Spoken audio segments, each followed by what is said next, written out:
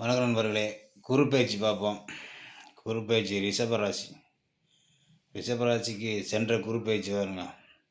நண்பர்களால் குடும்பத்தில் சண்டைகள், பிரச்சனைகள், யாரை நம்புறது, எந்த நண்பர், எவன் நல்லவன் எவன் கெட்டவன்னு தெரியாமல் பல விதமான குழப்பங்களாக நடந்திருக்கும். ஆனால் இந்த குரு பெயர்ச்சி அப்படி இல்லை.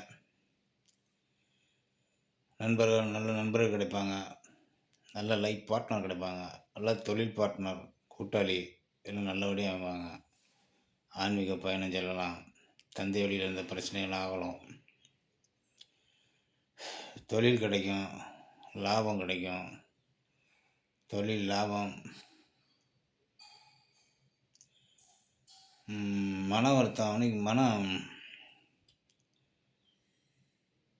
புதன் சாரத்தில் போகும்போது மன ரீதியான டிப்ரெஷன் ஏற்படும். மனக்குழப்பம், டிப்ரெஷன்.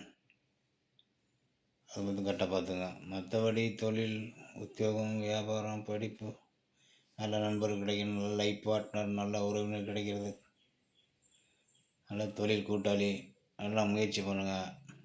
தொழிலில் எந்த அளவுக்கு முயற்சி பண்ணுறீங்களோ அந்தளவுக்கு பன்மடங்கு லாபம் கிடைக்கும்.